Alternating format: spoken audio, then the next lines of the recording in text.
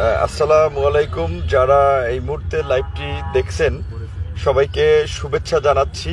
একটি জরুরি এবং খুবই প্রয়োজনীয় একটি সংবাদ দেওয়ার জন্যই মূলত আমি তাৎক্ষণিকভাবে এই লাইভটি আসা। আমাদের ছাত্র জনতার গণঅভ্যুত্থানে অসংখ্য মানুষ যারা আহত হয়ে হাসপাতালের বেডে কাতরাচ্ছে, তাদের অনেকের প্রপার চিকিৎসা দরকার। যারা এই চিকিৎসাটা পাচ্ছে না, কিংবা কেউ প্রাইভেটে চিকিৎসা নিচ্ছে, কেউ সরকারি হসপিটালগুলোতে চিকিৎসা নিচ্ছে, সেখানে একটা কোঅর্ডিনেশনের ঘাটতি অনেক জায়গায় দেখা যাচ্ছে। এবং অনেক যারা বিশেষ করে একটু দরিদ্র কিংবা চিকিৎসা ব্যয় মেটাতে একটু হিমশিম খাচ্ছে, তাদের জন্য সুচিকিৎসাটা আরও একটা বড় বাধা হয়ে দাঁড়িয়েছে। তো এই বিষয়টি আজকে আমরা আমাদের যে আন্দোলনকারী দুজন ছাত্র ভাইরা, যে আপনারা জানেন যে চিকিৎসাধীন অবস্থায় তারা মৃত্যুবরণ করেছে, শহীদ মিনার থেকে আমি বিশেষ করে দাবি জানিয়েছিলাম এবং সাংবাদিকদের মাধ্যমে একটি আহ্বান জানিয়েছিলাম যে আন্দোলনে আহত এই ছাত্র জনতার চিকিৎসার জন্য একটি হসপিটালকে ডেডিকেটেড করা গেলে বা একটা নির্দিষ্ট হসপিটালকে আপনার বিশেষ করে যদি ফিক্সড করে দেওয়া হয়, তাহলে অন্তত আন্দোলনকারী এই যে গণ অভ্যুত্থানের যে ইতিহাস তৈরি করলো, যাদের রক্ত ত্যাগ এবং লাশের বিনিময়ে বলতে গেলে আমরা এই একটা দ্বিতীয় স্বাধীনতা বা এই যে আমরা মুক্তি পেয়েছি দেশের।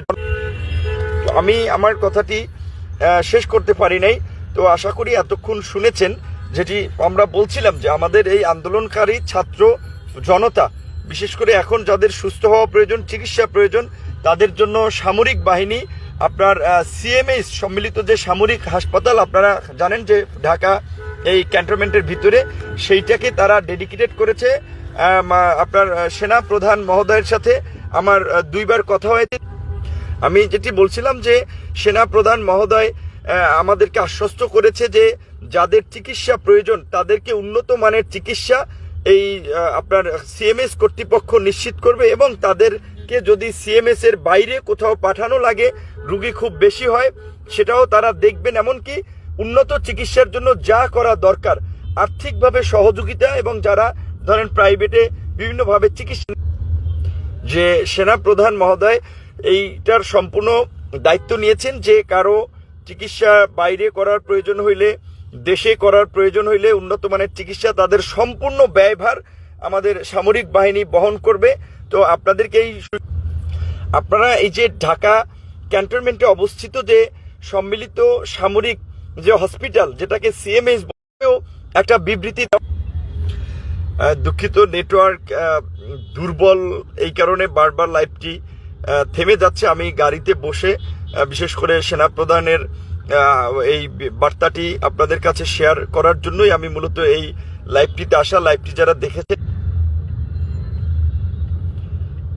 যে আমরা যেটা বলেছিলাম যে সামরিক বাহিনীর এই যে তাদের যে একটা আন্তরিক প্রচেষ্টা এবং উদ্যোগ, এটি মানুষের কাছে পৌঁছে দিবেন।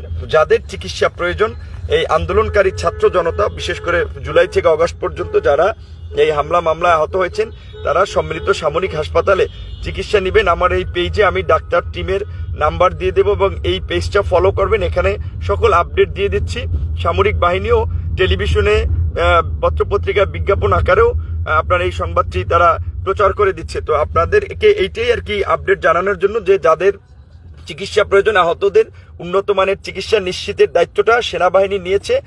প্রাথমিকভাবে তারা সম্মিলিত সামরিক হাসপাতালকে ডেডিকেটেড করেছে।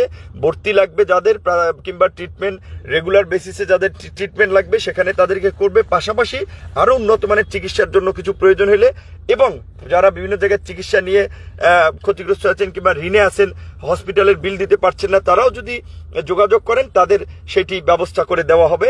এটি সামরিক বাহিনীর পক্ষ থেকে এই পদক্ষেপটি নেওয়া হয়েছে।